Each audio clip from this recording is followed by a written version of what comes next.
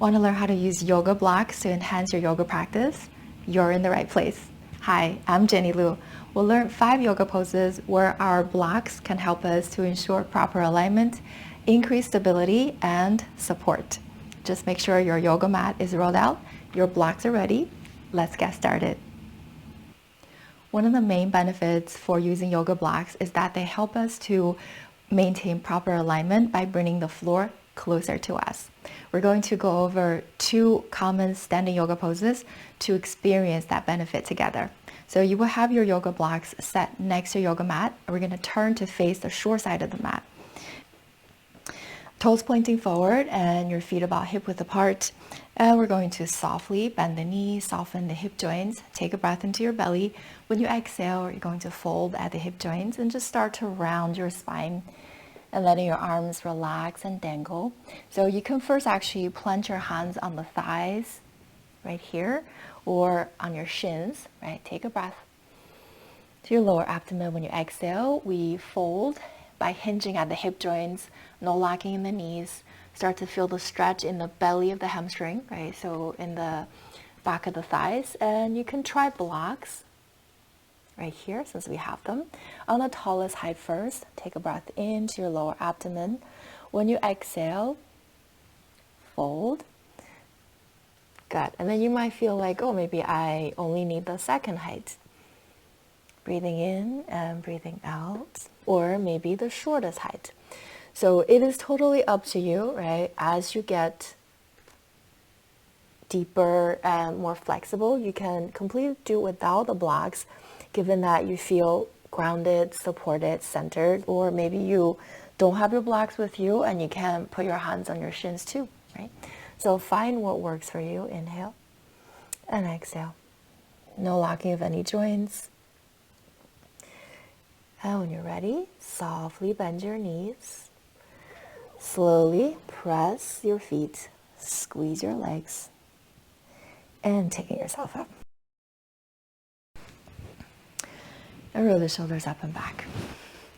And then let's practice one more standing pose. And it's a wide stance.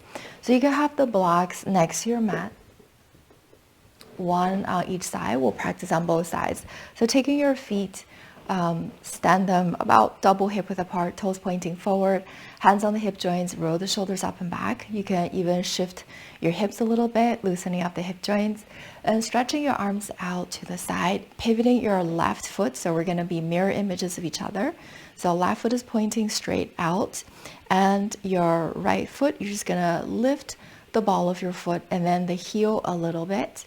So then your foot is pointing a little bit at a diagonal to a little slanted, so to protect the back knee. Okay, once you're here, we're going to slowly breathe into the lower abdomen. As we breathe out, we're going to keep reaching. So you're going to reach to your left hand, the front hand. And then when you feel like you can't go anymore, you're going to start to drop your bottom hand down. So your hand might land on the shin, might land on the thigh. It doesn't really matter. Okay, so just take a breath here to feel, do I feel supported? If you don't, right, that's where the blocks come in. It brings the floor closer to us.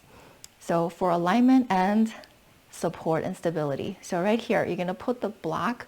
You can start with the tallest side on the outside of your front foot, ankle, or even by your shin a little bit. So just feel it out, what works for me. Top hand reaches up. So you want your legs to be straight without locking the knee joints, and your hip joints fairly facing the front side of the room. So one hip stacked almost on top of the other. So we're not collapsing, okay? So feel it out, take a breath in, and breathing out, reaching up and rooting down. And as you get more flexible, you can lower the block, or lower the hand onto your ankle. And just know that sometimes we really want to get to the floor. We might see the teacher doing that or see a friend doing that next to us. And then we try that, but then we tend to go like this. So if that's the case, instead of getting here in a collapsed fashion, better to make sure, we gonna support ourselves in a stable posture to make sure everything is in a nice open position. Okay, when you're ready, let's slowly come out and then experience this on the other side. Squeeze the legs close, arms come back, and then just pivot your feet so then your toes are pointing forward again, okay? Relax your body, and then we're gonna take the arms out and then pivot that front foot. So your right foot now, toes pointing straight out. We're not locking any joints. Back foot, lift the ball of your foot, heel a little bit so your ankle your knee is more supported. So right here, take a breath. When you exhale, start to reach. Yeah, so don't lock that front knee, no hyperextension. And then when you get there, reach your hand down. Wherever your hand reaches, it's okay. You want to make sure you maintain a nice open posture. It's almost like your body is kind of stuck in between two panes of glass. So feel it out. Do I feel more supported with my block? Take the block right here. Or maybe I can take my hand all the way down to the floor, to my foot, to the ankle, and just feel it out without you collapsing. Breathing in. Breathing out. If you feel super, super stable, you can even rotate your neck and look up to the ceiling. A little bit more challenging. Okay, so take your time. We're going to slowly come out, grounded and centered. Squeeze the legs, turn the toes. Yeah, so just kind of shake your hips out a little bit, and you can heel toe yourself back. Gently shaking out. Good job. And now let's go over 2 more seated postures where the blocks can support us better. So this is the first one is just simple legs cross posture where you can cross or just maybe land one heel in front of the other. So I'm going to turn to my side to show you. If when you're seated like this on the floor, you find that your spine is kind of rounded. So usually that happens because hamstrings are a little tight and it pulls down the sacrum area, your hamstrings attach from your sits bone. So from here, it drags your pelvis down and it gives you the rounded spine. So one thing you can do is to slide a block under your sits bones, and then just make sure your sits bones, they land right in the center of your block so you feel really supported. Once you're there, you can feel, right? I can already feel my spine is able to be more upright. I have my knees, they're more supported because now my seats are elevated. So just kind of feel, roll the shoulders up and back. Your spine is going to be able to, right, root down through the sit bones and then reach up to the sky through your crown chakra, and then your knees are probably more supported too.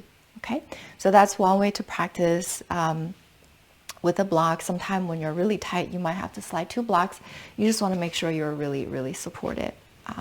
Okay, so I'm gonna turn to face you. Another way to use these blocks is this other posture we do, seated, bound angle pose or butterfly.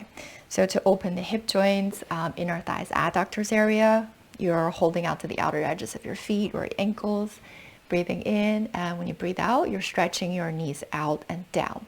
So sometimes when the hip joints are really tight, your knees might be up here. So what you can do, right? So you can take your blocks, put them maybe at an angle, that way you're not feeling the edges of the blocks.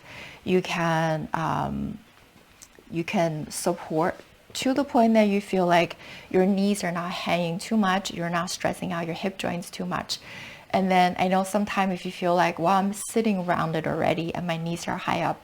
So in that case, support yourself first from underneath the sit bones with a block or a blanket.